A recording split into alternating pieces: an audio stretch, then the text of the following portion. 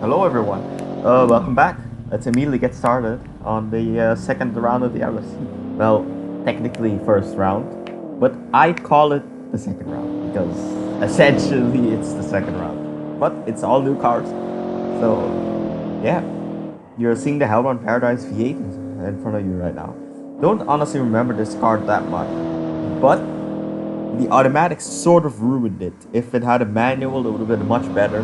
But I remember talking to IDK158 about it, and they said they were having issues about reaching comfort, and this was the easiest way to get to it. So I guess it makes sense.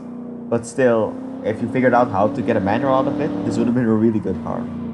Next, the Zephorus Canyon by RYUJI. I'll be honest, I should have probably given this an 8 on styling because I'm not as much of a fan of it as I was before.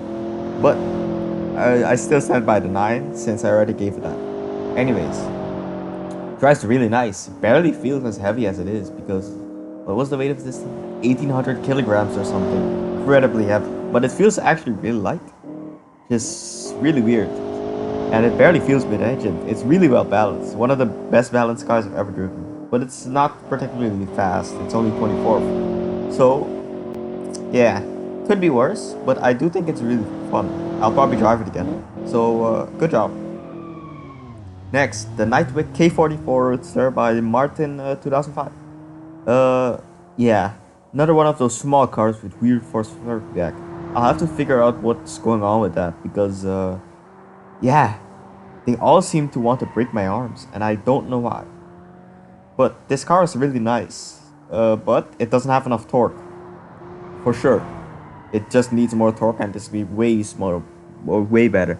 This thing has, if I can't really read it from this distance, but I'm pretty sure it says 130 horsepower, which of course isn't much compared to the competitors. So that's sort of probably holding it back.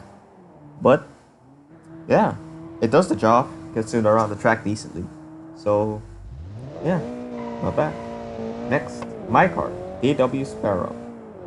Well, I can't say much about the design since I made it myself, and I then rated it. I gave that to you guys, and you guys came up with the 6, which I think is fair, since it's not particularly good looking car.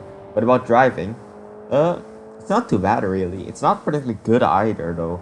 It has some slight oversteer issues and yeah, not the best feel of the road. It's sort of generic. Not the most fun of cars, but it's definitely not the hardest mid-engine car to drive here. So, guess that's something. And gets around the track. It beats a few cars, so that's not bad. Guess I'll be happy with it.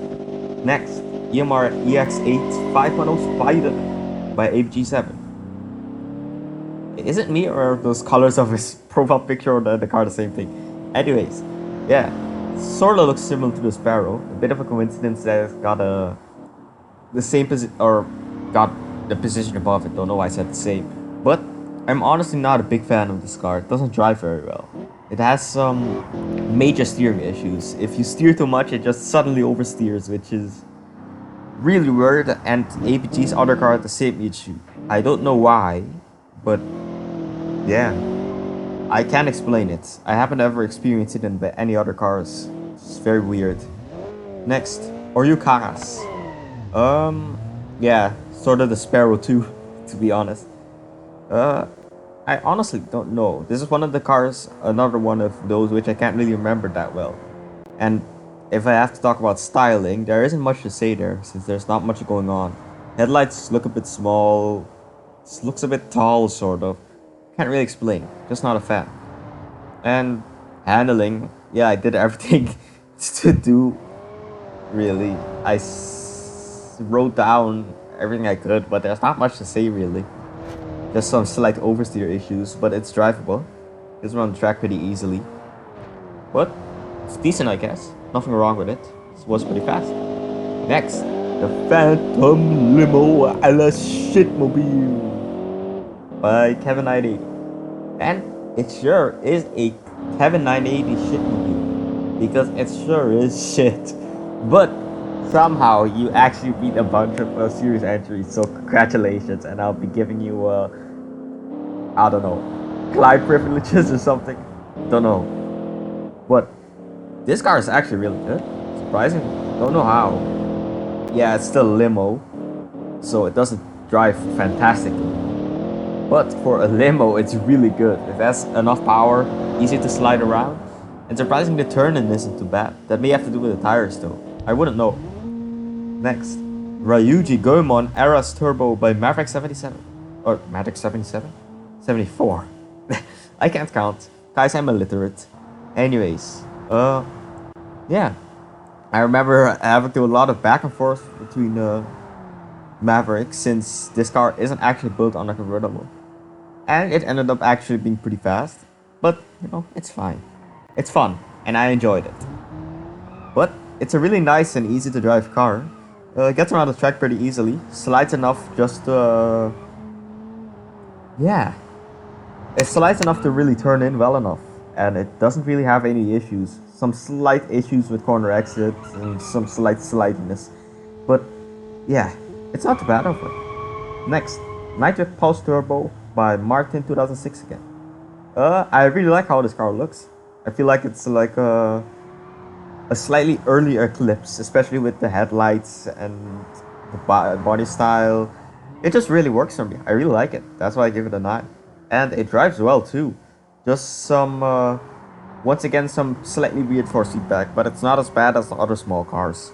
Since, yeah, it feels pretty heavy in terms of force feedback, and it has some slight issues with it, just like all the other ones. But it's not too bad, really. It's not causing me any issues in this car.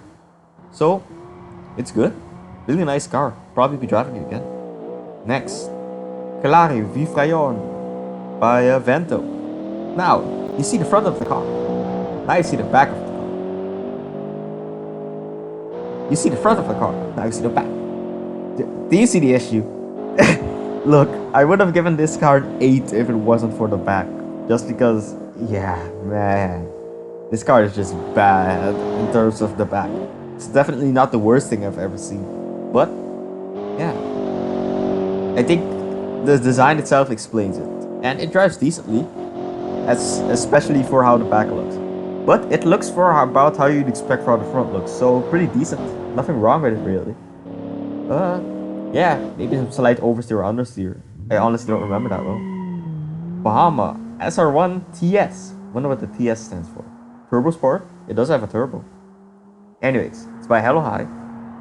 And yeah, not overly special. But for some reason, it exported black. And it's meant to be orange. And I have no idea why. So I just rated it off the orange color. But to be honest, didn't really make a difference because I'm not much of a fan of the color you gave it. But it's not bad. It's probably better than the black. But I wouldn't have given a different styling though. Anyways, drives well. With some slight oversteer issues, similar to the Sparrow and the Karas. But next to that, doesn't really have anything. Next, Luigi Mikai's speed, and for some reason, it's extremely loud. And this is just a Miata, and I told you exactly not to make one. Well, in all seriousness, it's not. But it sort of looks like one, especially since it's built on the Miata body and such. So, yeah, that's why I gave it a 6, since I gave as specifically not for a Miata in the brief. But it's not a disaster. It drives decently enough. Slight understeer issues, but it's well pushable, and it goes around the track decently enough. So, that's not bad. I mean, it's 14. So, yeah, you can see me going a bit wide there. Probably pushing a bit too much, enjoying it too much. But I didn't spin. That's a good sign, since I spin most of the cars. Next, DEGARI PICCOLO PIZZOCO by Schimmel again. 2 Schimmel cars in a row. Yes, it's not bad. I consider it to be worse than the other one actually, but I don't consider it good either because it has some major instability issues for my memory. That's why I had to keep on the traction control. Which actually, that's a good question because I still don't know why it has that and all the other cars didn't. Because I'm pretty sure Schimmel said this car wasn't meant to have it. But it didn't really get in the way, it only helped me out. So, yeah, it's considered a blessing. Next, Bibley's Big Cock Yes, that's the real name, Big Cock. And I'll just call it the Interfar from now on, because that's just what it is. It's just the Interfar. This probably seems modified for the challenge. But feels decent, similar to the other Interfar.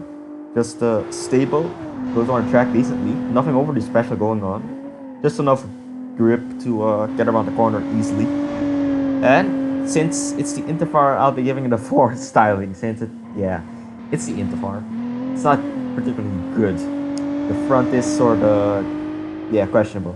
Back looks better than it did before though, I think. But I honestly don't remember what styling score I gave previously, so I couldn't tell you what it was. Anyways, Bebop by Bibli again. 2 Bibli cars in a row. What am I supposed to say about it? Just look at it. Man.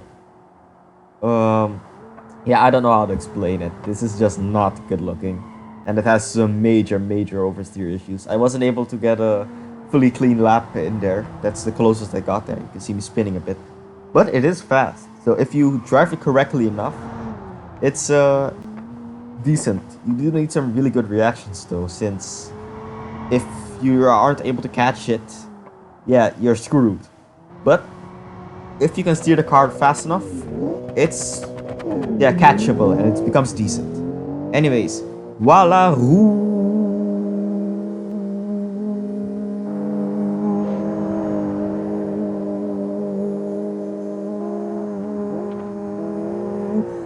Something like that. It was actually just voila, but I just wanted to say that because I don't know why, but this car is extremely meme worthy for me. Don't know why, just the combination of the styling, the name, how it drives. Because it drives really well.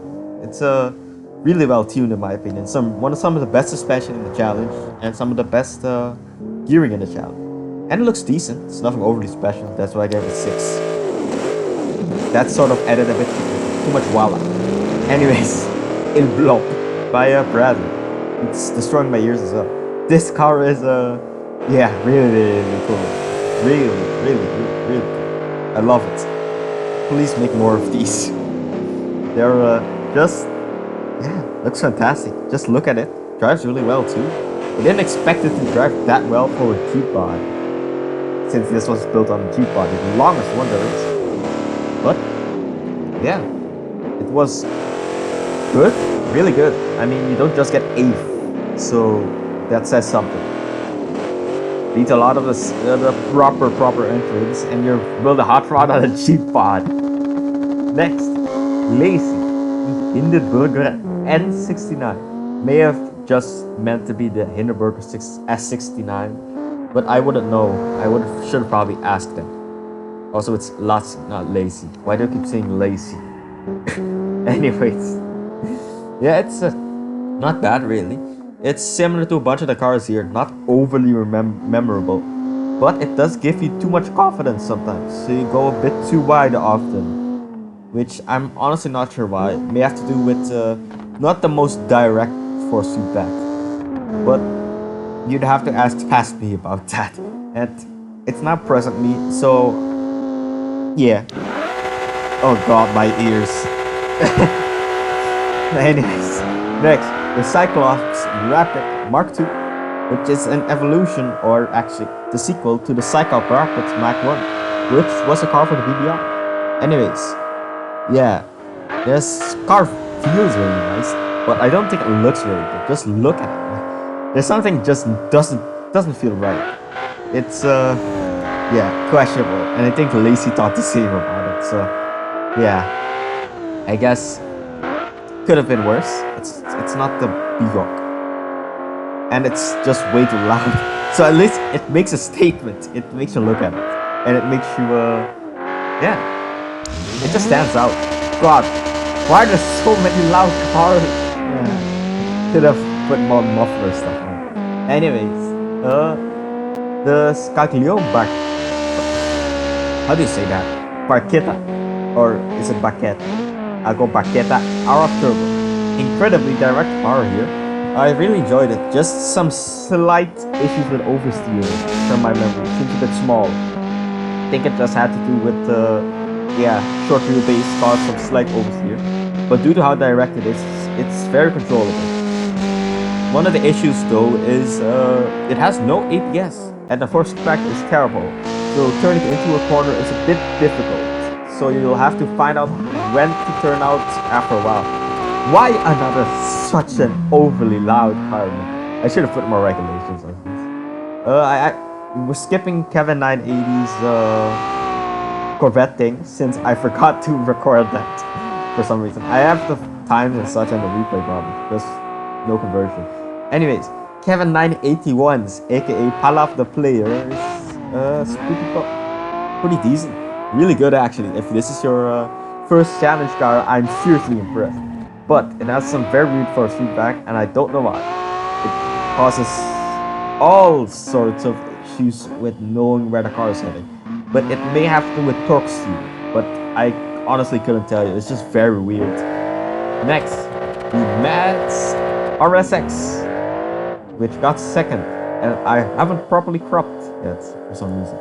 Anyways, yeah, this car has some major oversteer issues, but it gets around the track well, so that's not really an issue. Which is a double troubles tradition. Just if it makes it around the track really well, it doesn't have to be super drive. I was talking to him about it recently, and yeah, sometimes his cars just end up as a death trap. But I was able to control it, so it's all good. And it actually set the fastest time, tying it with his other car. And if you're wondering why that's a foreign styling, that's because it uses a stack links, which I don't mind in itself, but I will take points away if you do use them. So just know that for the future. And finally, the final car, SAKITO RAIKO.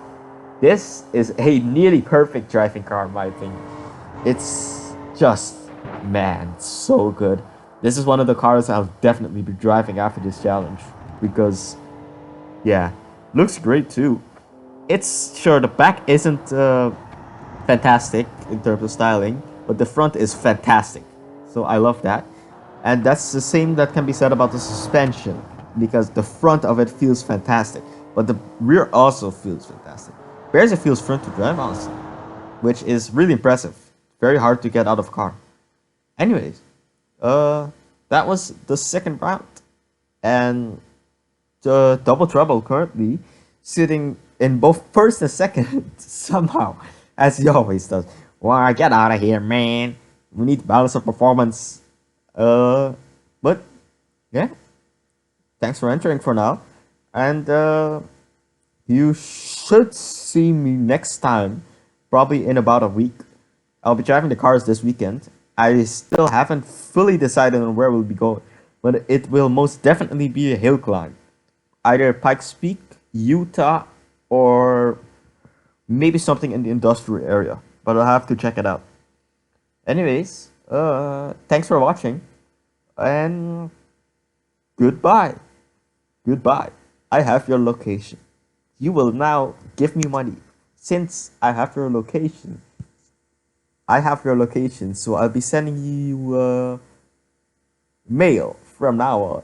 I have mail. You got mail.